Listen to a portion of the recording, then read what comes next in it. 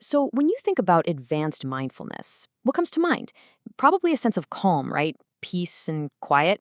Well, what if I told you that true progress isn't about just quieting the noise, but about a complete and total rewiring of how you experience the world through your senses?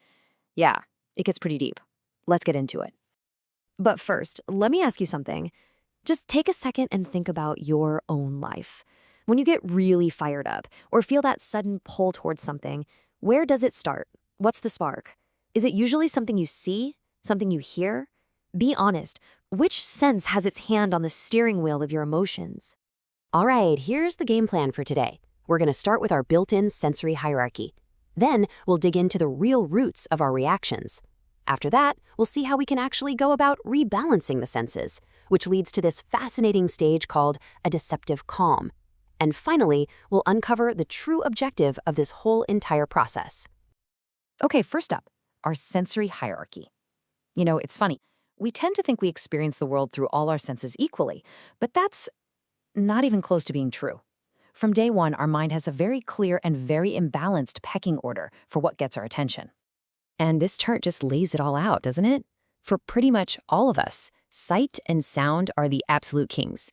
They are the superstars, the main events, the channels through which almost everything important seems to happen. And what about the actual physical sensations in our body? Well, they're way, way down the list. We basically ignore them unless they're screaming at us, like with pain or intense pleasure. So what, right? Well, this imbalance has a huge consequence. It means our most basic reactions, attachment and aversion, or what this text calls alim and gatim, are almost always lit up by what we see and hear. We see that thing we just have to have, boom, attachment. We hear that opinion we can't stand, bam, aversion. Our lives can easily become this constant, exhausting ping-pong match run by our eyes and ears. But here's where it gets really interesting. The senses, there's just the doorbell. The reaction itself, that comes from somewhere much, much deeper in the mind. So let's go a layer deeper into the roots of reaction. And this is what we find. The text calls them the akusa mul, or the three unwholesome roots. These guys, greed, hatred, and delusion, are the real puppet masters. They are the deep, underlying patterns that are actually powering all of our cravings and all of our aversions. They're just sitting there, waiting for a sight or a sound to pull their strings. So you can see this chain reaction, right? It's so fast we don't even notice it. Step 1, you see a shiny new phone. Step 2, a pleasant feeling pops up. Step 3, instantly a reaction of attachment, of wanting, gets generated from that deep root of greed. And now for the most important part, step 4. Every single time this loop completes, the root itself gets stronger. It gets fed. It makes the next reaction that much easier and that much more powerful. I love this analogy, it just nails it. Every reaction is like taking out a loan. Sure, you get a little temporary satisfaction, but the interest you pay goes straight back to the bank, the unwholesome root, making it richer and more powerful.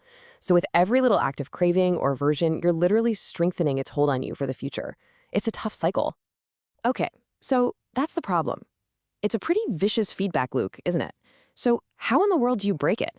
Well, that brings us to our next section, rebalancing the senses, using a practice called Kaya Nupassana. Now, the practice itself sounds incredibly simple. The whole game is to deliberately shift your attention away from the noisy superstars, sight and sound, and instead, you systematically scan your body and just observe the raw, physical sensations happening inside. The feelings of warmth, coolingness, pressure, tingling, and the crucial part, you do it without any judgment. You don't label them good or bad, you just watch. And if you stick with this practice, something truly wild happens. Look at this. It's a complete sensory reversal, a total flip. The body sense, which was at the bottom of the barrel, suddenly shoots to the top. It becomes the most dominant, most clear channel of your awareness. And what happens to sight and sound? They get dethroned. They haven't vanished, but their power to automatically hijack your attention is just gone. This sounds amazing, right?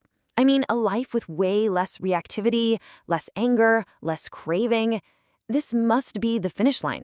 Well, not so fast. This is where the journey gets really subtle and where a huge trap can appear. Welcome to the section we're calling a deceptive calm. So think about it. If you've basically turned down the volume on the two senses that cause 90% of your problems, what happens? You experience this incredible side effect, a deep, profound sense of peace. Things that used to drive you crazy just roll off your back. It's like a spiritual honeymoon. The source material even calls it a fairy tale time. And right here, this is the danger zone. It is so easy to mistake this newfound calm for the final goal. The ego loves this. It starts to build a new identity, a new story. Wow, I'm so peaceful now. I'm not like all those other reactive people. I'm superior. And the text is crystal clear on this. This belief is the single biggest danger on the path. This slide really breaks it down perfectly. On the left, you've got apparent progress. You feel calmer, sure, but it's only because you've taken the main triggers offline. It's like avoiding traffic. You feel peaceful because you're not on the highway, but the road rage is still there under the surface. On the right, that's true progress. You're calmer because the roots themselves, the actual source of the road rage, have been weakened. You could be in the worst traffic jam and the reaction just wouldn't ignite. So this brings us to the most important question of all. If this amazing, blissful calm is just a side effect, and a potentially dangerous one at that, then what is the real point of all this? What is the actual end game? And here it is. This is the whole key. Rebalancing your senses is not the destination, it's the preparation. It's about building a solid, stable, clear mental platform. It's only from this place of deep inner stability, once you're no longer being yanked around by every sight and sound, that you can finally turn your attention inward and start doing the real work, observing and uprooting greed, hatred, and delusion at their source. Okay, let's just quickly recap the whole journey. We start out basically enslaved by our eyes and ears, which are constantly feeding these deep, unwholesome roots. Then, through body mindfulness, we completely flip that sensory hierarchy on its head. This brings about a wonderful but tricky period of calm because we've sidelined the main triggers. And then, the big realization. This calm isn't the prize. It's the training ground we need to finally go in and deal with the roots themselves. And so, I'll leave you with this to chew on. Think about the moments of peace and calm in your own life. Is that peace coming from a true inner state that's solid and unshakable? Or is it a more fragile peace, one that really depends on you just shifting your attention away from whatever's bothering you? It's a really powerful question to ask yourself.